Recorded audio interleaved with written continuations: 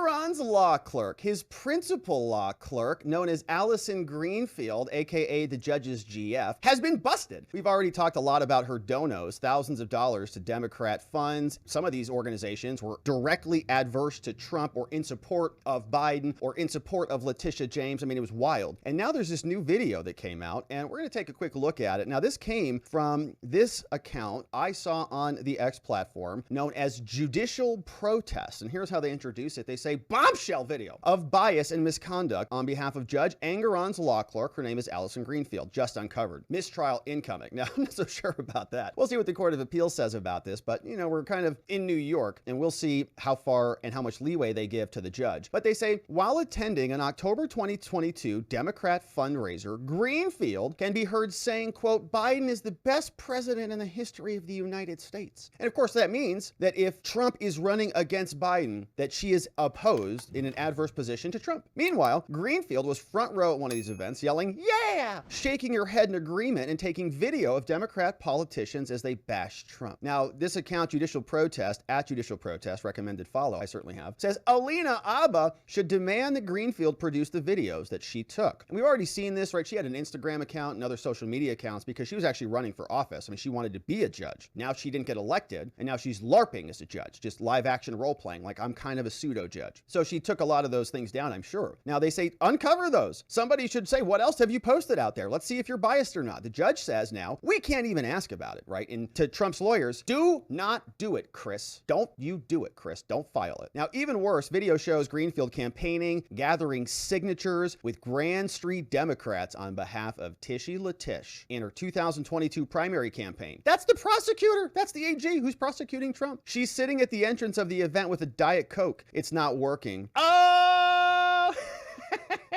Yeah, keep trying. Gathering signatures on a green sheet of paper to get Letitia James on the primary ballot. Again, this is while the Trump civil fraud case was pending. Why aren't Alina and Christopher Keese getting to this in Engoron's face? Well, I'm sure they absolutely will. A couple websites there that this account, I think, is managing. But they put this together, man. Look at this. 2.9 million views on the X, and we love that. This is what it looks like. And you can see, here's the judge's GF, the judge's Greenfield right there. Look at that. I don't know if that's a Diet Coke or what she's got, but here it is. And listen to what she says in this report. Letitia James campaign event, one individual stands out. Hobo Judge Arthur Engoron's principal law clerk, Allison Greenfield, is in the front row right taking there. pictures as the candidates bash President Trump. Greenfield's voice is audible, conveying criticism towards President Trump and his supporters. Greenfield can be heard expressing, Biden will be remembered as the greatest president ever. The video released shows close-up shots of Greenfield capturing the moment with her camera. So proud of this administration. I will dare to say that Joe Biden will be remembered as one of the most consequential and transformative presidents in the United States. Yes! To gun law, to the CHIP bill, infrastructure bill, the Inflation Reduction Act, lowering prescription drugs, and student debt loan.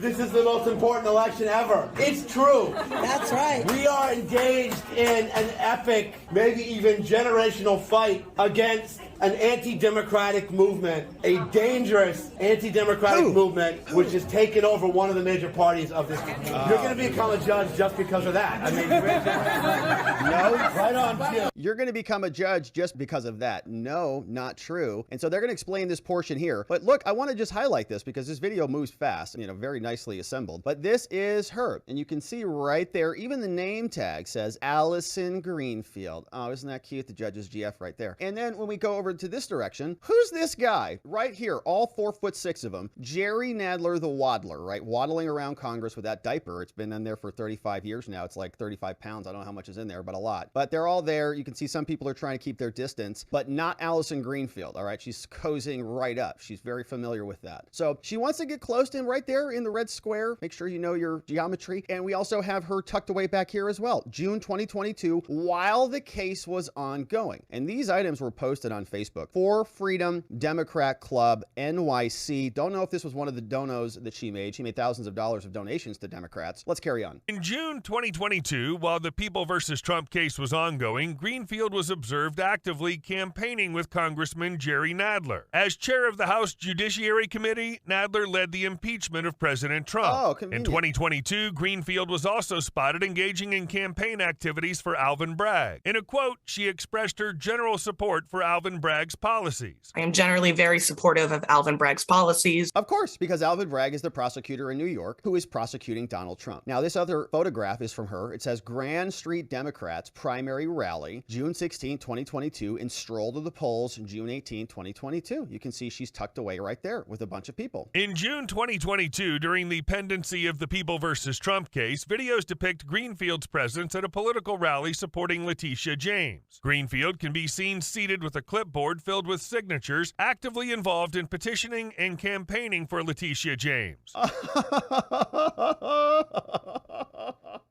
She's actively campaigning for Letitia. Letish, the woman who sits in the back of the courtroom on that one podium pew constantly. She just sits there in that one row, and, they're going to have to change the bench by the end of this trial because she's, wearing it out. But this is the judge's clerk who is sitting on the bench. Okay, so just visualize it. Tishy's back in the courtroom, not doing anything. She doesn't even speak. I mean, at least Fani Willis in Georgia's RICO case, at least she did something while she lost embarrassingly back during the Harrison Floyd bond trial that we covered last week. I mean, she gave it a shot. It was embarrassing for her, like this rest of the RICO cases, but, at least she came up and did something. Tishy doesn't even do anything. She just sits on her Tishy back there in the bench. But here, she must be making eye contact with this woman who is actively campaigning for her with a Diet Pepsi, typical. And you can see she's collecting ballots, taking signatures here. Now, pausing on this freeze frame, right, here is this one. And we see, it's hard to make out the logo on this pink, I don't know if it's the hats that they were wearing back in New York or whatever with the holes in them. But this was her sitting there with the green signature ballots. Let's carry on. Seated with a clipboard filled with signatures, actively involved in petitioning and campaigning for Letitia James. Is Greenfield passing instructions and directives from Letitia James, Jerry Nadler, and Chuck Schumer to hobo judge and corrupt Democrat Arthur Engoron? Yes. What other reason could there be for hobo judge Engoron to issue a gag order on President Trump and President Trump's attorneys once this evidence emerged? So that nobody Breaking in just the last hour, the judge in the case has issued an expanded gag order, ruling that Trump's attorneys can no longer make any public statements in or out of court about communications between the judge, that's Judge Engoron, and his staff. Greenfield is exerting influence on the trial's outcome in favor of Letitia James, Jerry Nadler, and Chuck Schumer. Hashtag Justice for Trump. Hashtag Trump 2024. Attorney Allison Greenfield.com. All right, so very interesting production there. And you can see even that last photo. Greenfield for civil court. Okay, she was running for office. She didn't win. Now she's having to role play a judge. But when she was actually running, she had an Instagram account. She said, "So thrilled to attend the Chelsea Reform Democratic Club Founders Brunch today,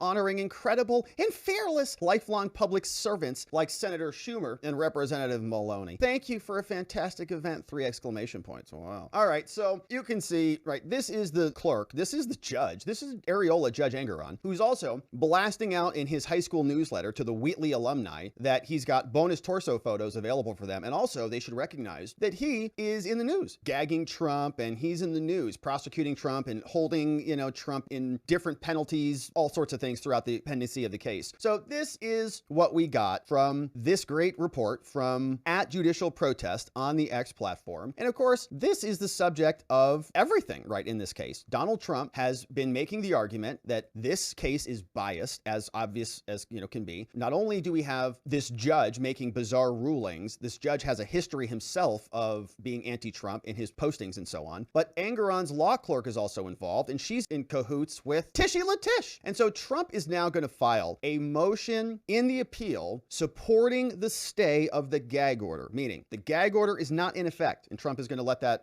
be known on his Truth Social soon. But he's asking for a stay of the gag order, and he is submitting a reply in the appeal. And so we're going to go into that right after a quick message from our friends. Hate feeling miserable the day after drinks? I did too. Luckily, a game-changing product called ZBiotics is here to help. ZBiotics Pre-Alcohol Probiotic is the world's first genetically engineered engineered probiotic. It was invented by PhD scientists to tackle rough mornings after drinking. Here's how it works. When you drink, alcohol gets converted into a toxic byproduct in the gut. It's this byproduct, not dehydration, that's to blame for your rough next day. ZBiotics pre-alcohol probiotic produces an enzyme to break this byproduct down. It's designed to work like your liver, but in your gut where you need it most. Just remember to drink ZBiotics before drinking alcohol, drink responsibly, and get a good night's sleep to feel your best tomorrow. That's it. I wish I had this during law school. Here's how it works. They come in little bottles, very convenient. You give one a good shake, twist the top off, drink the whole thing, and you're done. Easy. I got the 6-pack, which looks like this.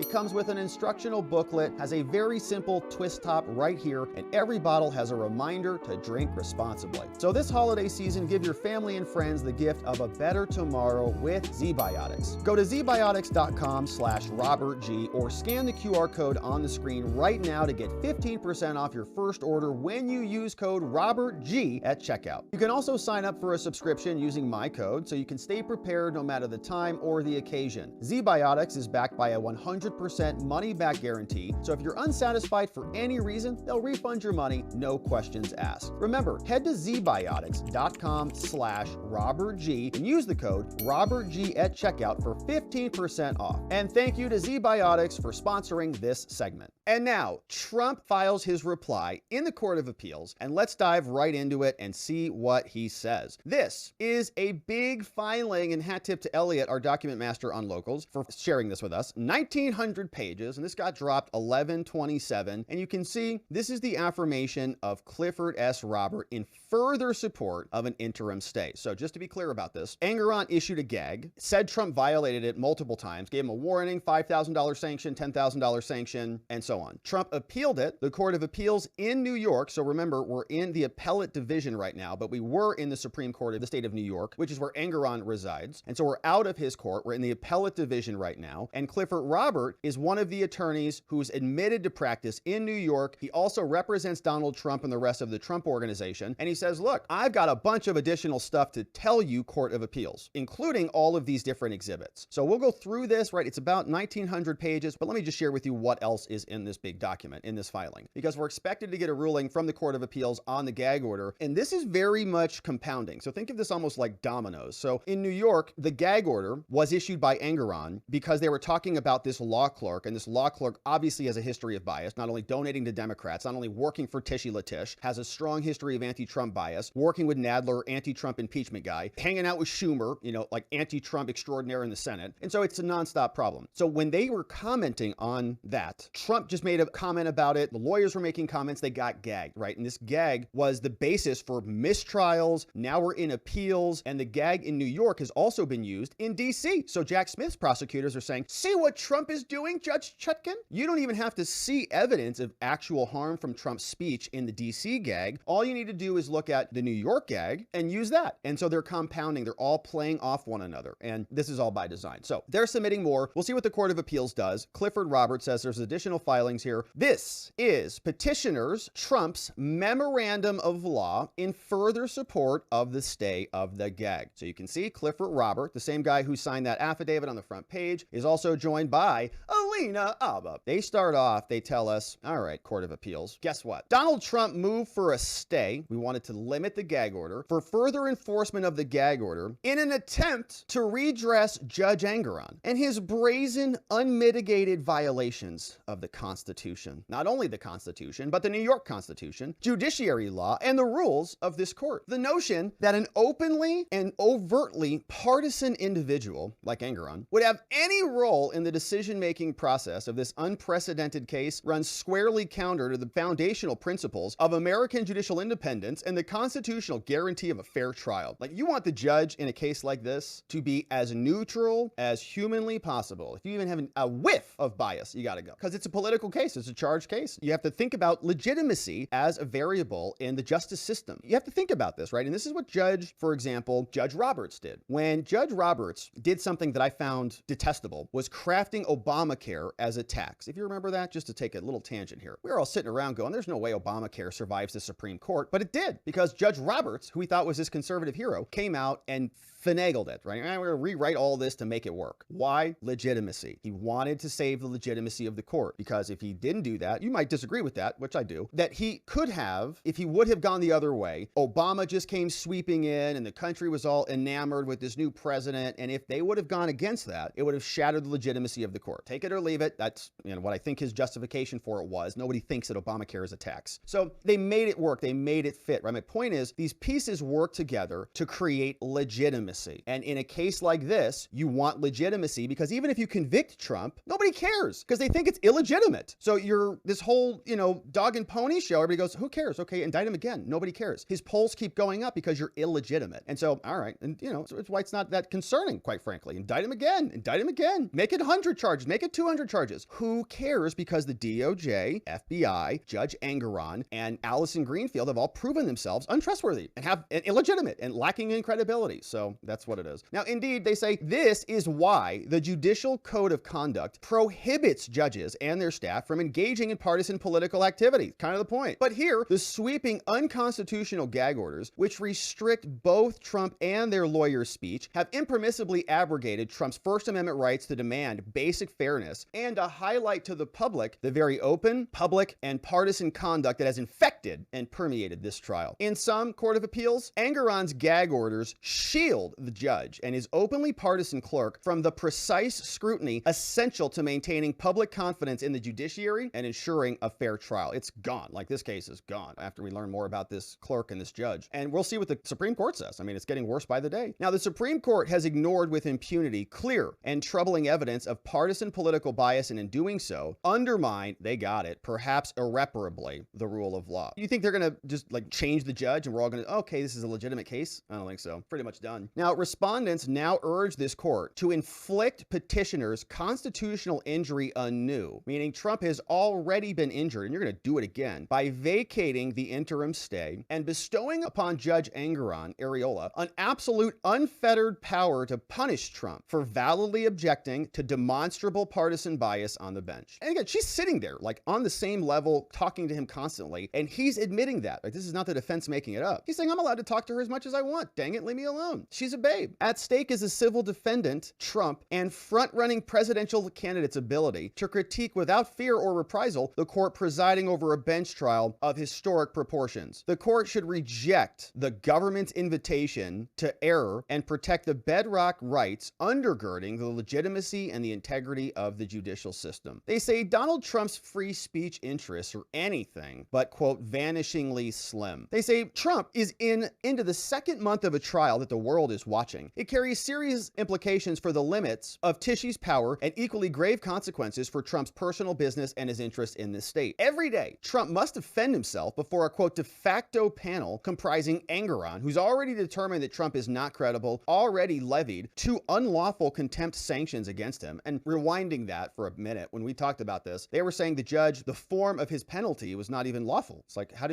do you have the power to issue this contempt charge? Where does this come from, Judge? The unelected principal law clerk, because she tried to run and failed, who openly supports and donates to Democratic figures and organizations that have declared President Trump their avowed political enemy. And yeah, it says Engoron appears in this proceeding through Lisa M. Evans, a deputy counsel in Court Administration of New York. Anyways, more fundamentally though, Trump's interest in raising the issue of bias on the bench with Engoron, it implicates a touchstone of the American constitutional framework, which is, namely, the ability to criticize government officials without fear of reprisal. The First Amendment. Supreme Court's disapproval, Engoron's, or disagreement with Trump's speech, or the fact that a third party may respond to it in some abhorrent way, do not justify putting that principle at risk. Just because you get bad voicemails doesn't mean you get to gag someone. If it is to have any meaning, the First Amendment must protect everyone, including Trump. And any enforced silence will doubtless engender resentment, true, suspicion, and contempt more than it will enhance respect, which has been the point from day one. Look, if Trump is such an insurrectionist, it's obvious to us. Just release the videos. Just release the January 6th footage. We'll see that it was all orchestrated by Stuart Rhodes. and not Ray Epps or whatever, right? We'll see it. If the evidence is so damning of the documents case, why don't you show us what's inside? No, you can't do it. It's all skiffed up. It's all, locked down. They won't tell us anything. Trump's gagged in the January 6th case. Trump's gagged in the New York case. Let him talk about it. People are pretty smart. They can understand if it's reasonable or not. And obviously the digging has occurred in this case with the law clerk, and she's clearly biased. So instead they say the gag order stops Trump from making any in-court or even extrajudicial statements about the staff, including the principal Greenfield, regardless of the content. And the government says they do not, because they cannot, rebut Trump's factual allegations regarding her partisan and political activities. What is there to argue about? It's on her own Instagram account. We got the screenshots. Open support for Democratic candidates and causes, and has demonstrated literal antipathy towards Trump during the pendency of this case. This wasn't 5 years ago. The Trump case was in trial or in pretrial, and contributions well in excess of some of the permitted code. So the Judicial Code of Conduct says you can't actually make donations over $500, and the judge did some bizarre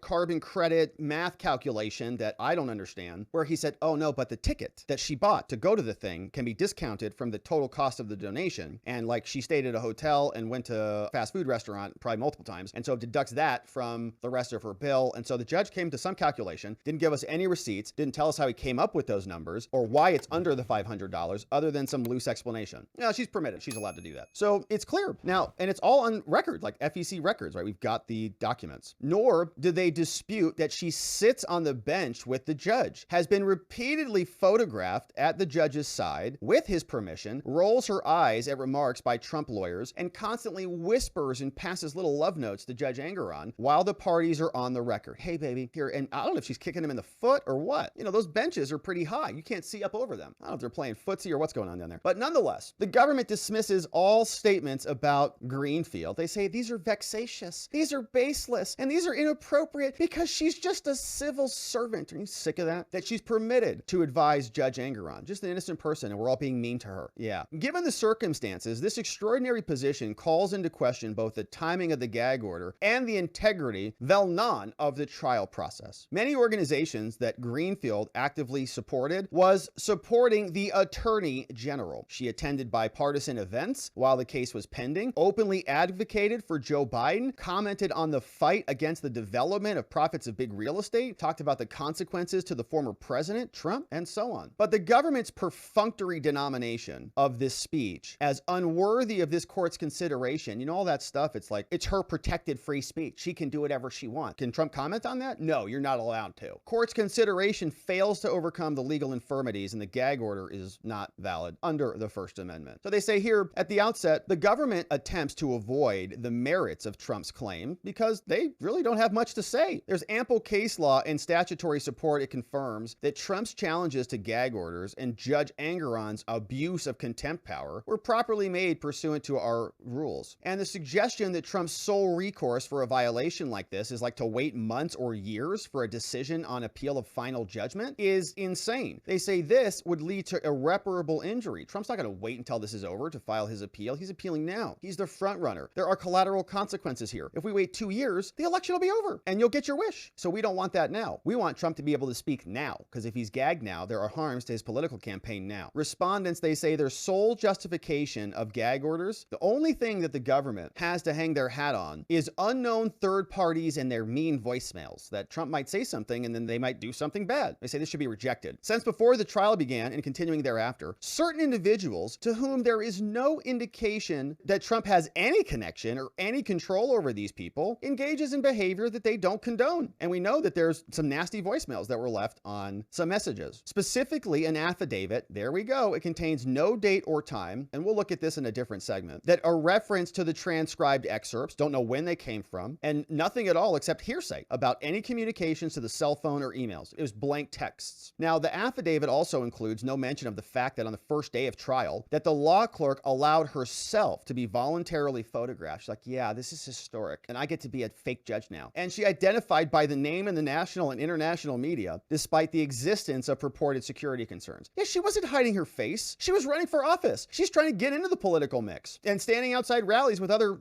demented people in bars like, this is the election. Moreover, the communications themselves, while vile and reprehensible, and we don't condone any of those communications, limitations, but it doesn't mean you get to gag somebody else's speech. Like, if it's a threat, the person who said the thing should be prosecuted. Go find them. But those messages do not constitute a clear and present danger of imminent harm as required under the law. A presumptively invalid free speech gag of prior restraint simply cannot be justified after the fact by conflating Trump's valid concerns about their obvious partisan bias with the offensive messages. Just because somebody left you a nasty voicemail doesn't mean that you get to gag me. What? While the comments by anonymous third parties about Engoron's Greenfield, his GF, her religion, her Diet Coke, Diet Pepsi consumption, and her personal activities are reprehensible, they are not properly redressed by the gagging of Donald Trump and his First Amendment rights. There is nothing more than an endorsement of a heckler's veto if you do that. Now, the purported so-called security concerns are also disingenuous given the law clerk's voluntary public partisan post. And are you kidding me? She's going to write a book about this. She's going to be invited on the Jen Psaki's show, Inside Jen Psaki, and they're going to have all sorts of conversations about this on MSNBC. I'm under attack. It'll probably be the three of them. She'll get Clavicle Girl over there too. She's enjoying this, indulging in this. I'm under attack by the MAGA people, but involved herself in political activities and her insistence in remaining a constant and unprecedented presence on the bench, basically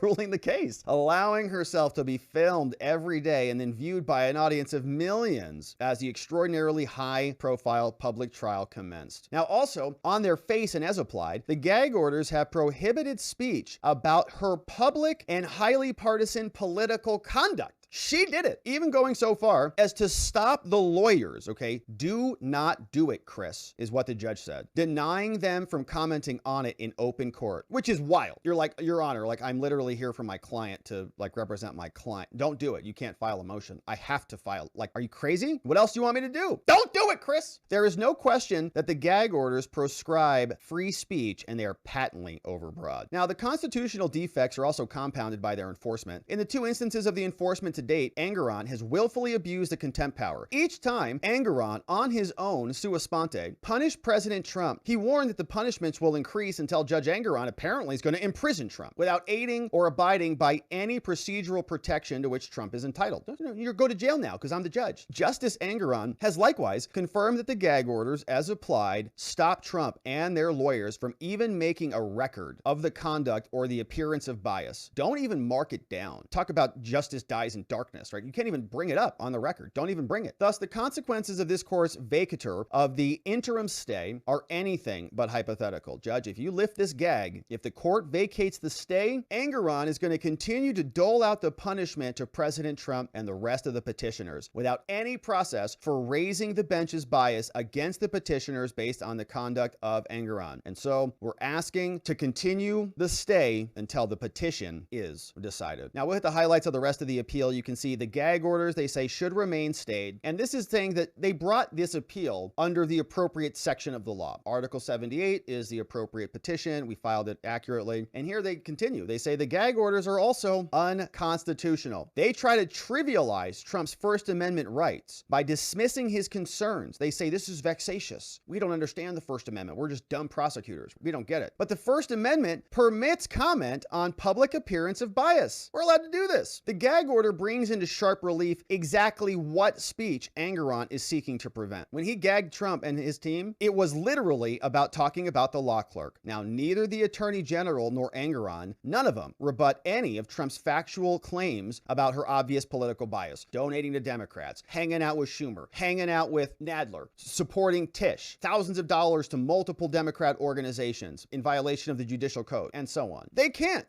deny that. The evidence is clear. But instead, they just say these are personal attacks made against the court staff, and they summarily dismiss their contents as baseless. Do you want to see the spreadsheets? Deranged thug DOJ prosecutors? But this is not the deranged thug DOJ. This is the Tishy Latish crew. So they say baseless too, right? It doesn't matter who you're talking about. They're all interchangeable, really. And you conclude that any personal identifying information is now prohibited. Now, as detailed in the petition, the law clerk made an unsuccessful run, loser, for the Democratic Party nomination in civil court while she was serving as the law clerk. She created, maintained, maintained a public website called Greenfield for Civil Court, eventually withdrew, but advised her followers to, quote, keep an eye on this space because I might run again in the future unless I just steal it and insurrect the bench with my sugar judge. Says, posted on the Greenfield for Civil Court Instagram, she posted a photograph with Senator Schumer, ultimately reposted by Trump, right? Trump just posted her story that she posted publicly. And he said, you're gagged. Don't you do that. Wait a minute, what? The principal law clerk's public and partisan activity while serving Engoron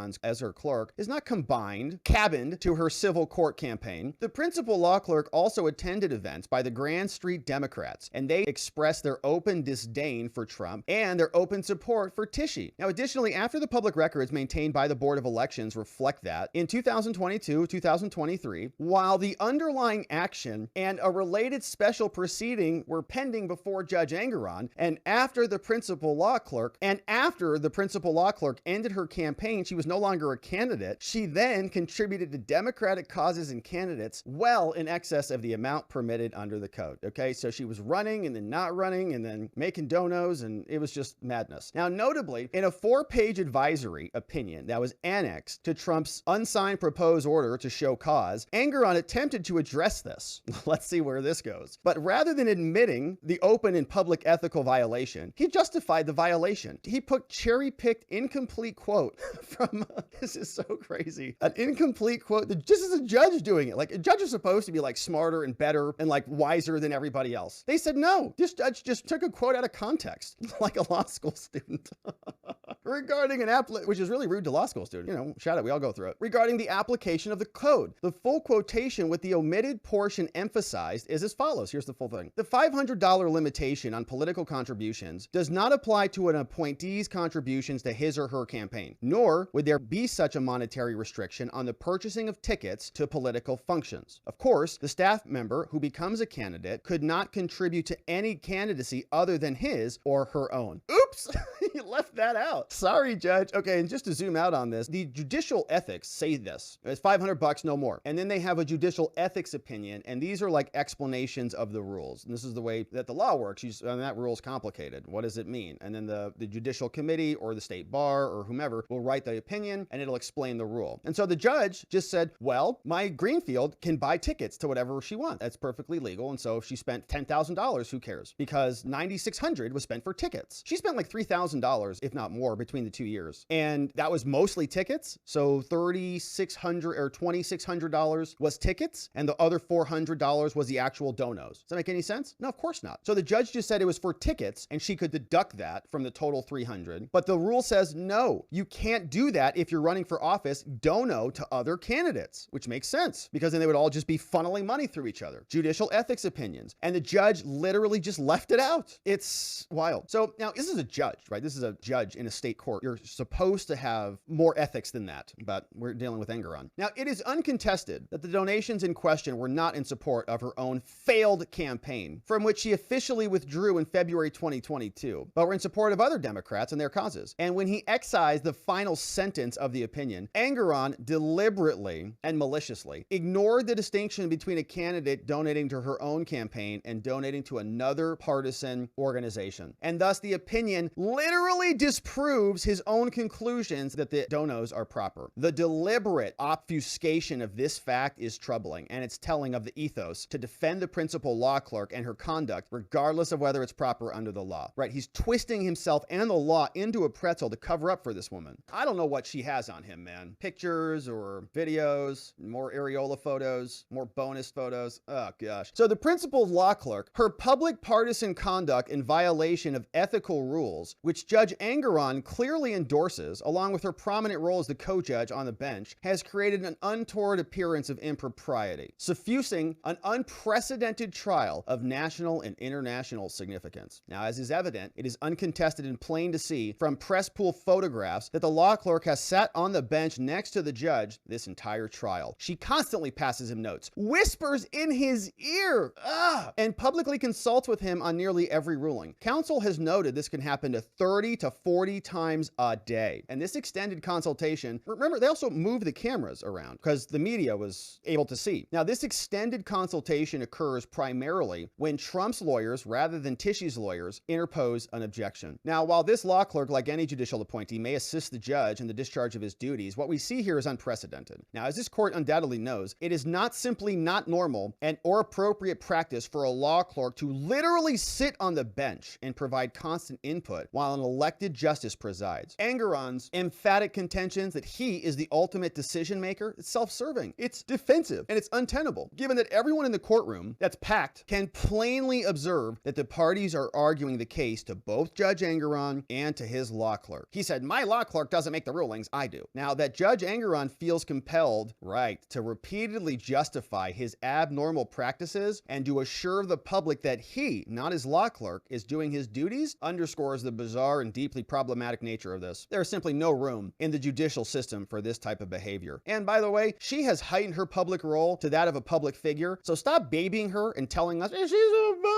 public servant. She has put herself in this position. She's going to these roles and wants to sit on the bench. Saying that they published personally identifying info of her? Give me a break. She created a public Instagram account and posted a picture of her with Schumer, I'm running for office, vote for me. Neither petitioners nor their lawyers believe that they have an unfettered right to attack a trial. But these circumstances, the clerk's role in the proceeding, her clear partisan activities warrant commenting on this. And that's our job. Likewise, counsel seeking to comply with their own ethical obligations, we have to vindicate our clients' rights. We must be permitted to create a record. The First Amendment dictates that that speech must be made and must be heard. Now, as we know, prior restraints on speech are presumptively invalid, and concerns about third parties do not justify Engoron's gag. They say Engoron initially proffered without any evidence that we have to protect our staff, so Trump needs to be gagged. Now, as noted, evidence to those threats, he now submits the affirmation. That just came in. But Mr. Holland avers that on the second day of trial, threats and disparaging comments increased exponentially that were now being directed at the law clerk. And they admit that security concerns existed even before the trial started. Holland, Engoron, and others also failed to note in their little love note that Greenfield was also voluntarily photographed. She was videotaped. She was identified by name on the first day of trial before we even started seeing her pass her love notes before this became a problem. And so Mr. Holland in the affidavit, in the affirmation, says, yeah, this has been a problem. We have to constantly reassess what's happening. Now, the bad voicemails are bad, and we don't condone those. But none of those contemptible dross in those voicemails reflected in those messages can be attributed to Trump or his lawyers. They didn't leave them, nor have President Trump or his counsel ever made a statement about her religion, her Diet Pepsis, or her private activities, other than frolicking with Schumer. Now, rather, the speech prohibited by the gag orders concern about her social media posts that are public, that she talked about in her judicial campaign. And she had the Diet Coke when she was working for Tish. And partisan activity and continued during the pendency of the case. Now, the prohibited speech also concerns her public presence. Also, we can't talk about her campaign contributions, and Trump was given a warning every time it came up. So based upon this abundant public evidence, they say Trump and his lawyers have stated that the law clerk appears to be biased, and she exerts an improper influence over the trial. Now, it bears repeating that Trump and his lawyers have never, ever called for violence against her, never condoned it, never encouraged it. But Engoron's misleading contention that conduct that's engaged by petitioners itself consists of whatever Trump posts on Truth, it causes a deluge of the court's chambers. They say that's false. Despite speculation that Trump's comments resulted in an increase in phone calls, even Mr. Holland confirms Trump has not threatened the Greenfield. That such communications, he says, even in his affirmation, they began prior to the commencement of the trial, so there's no causation. They increased in frequency, but it cannot say that Trump and his reposting of the photograph caused it to happen. It might be correlated, but it's not causation. This is particularly true when Engoron has actively encouraged the law clerk to be highly visible. He allowed her to sit there. He allowed photography in the courtroom. The judge did. The judge allowed her to sit up there, and then he kicked him out. Countless press pool photographs literally show him sitting next to her. If the judge didn't want that, he could have kicked the media out. It's his courtroom. By name, it's been republished since the trial began. Now, it is beyond cavil that petitioners are not responsible for this. Now, at the base, the disturbing behavior that was engaged in by anonymous third-party actors towards the judge and the principal law clerk are disturbing. However, it does not justify the wholesale abrogation of Trump's rights. The Constitution does not permit Engoron to stop Trump's speech simply because people react to what Trump says. was. Indeed, to sustain a gag order, it would be a heckler's veto, and the Constitution has already settled this. You're not allowed to do that. And the cases that the Attorney General cited are garbage, and they're not that bright over there. No support in her position in case law. She improperly invokes these other justifications for invoking these gags, and they are just not sufficient. And it's overbroad, and so the Attorney General should lose. Enforcement of the gag order violated the judiciary law and the rules of the court, and it should be rejected. For the foregoing reasons, Trump requests that this court continue the stay of the gag pending the resolution of this proceeding in the Court of Appeals and any further relief it deems proper. Signed and submitted November 27th here by Alina Abba and Clifford S. Robert over from Robert & Robert PLLC. And so that's landing in the New York State Court of Appeals in the Appellate Division for the First Judicial Department. And the Court of Appeals will continue to assess this case and come to a ruling. We'll see if Judge Engoron's gag order stays. We do know that when there were brief oral arguments in the interim position, when they were considering the administrative interim stay, there were some questions that the Court of Appeals judges had for Engoron and for Greenfield. And so, my friends, we're going to be here continuing to cover the New York trial, the RICO trial, the J6 trial, and all of the rest of the Trump trials. I hope you join us as we do. Thanks for taking a moment here to pause and subscribe to our channel. We'd love to see you on the next one. We go live at this time about every day, and we'll look forward to seeing you back here and on the next one.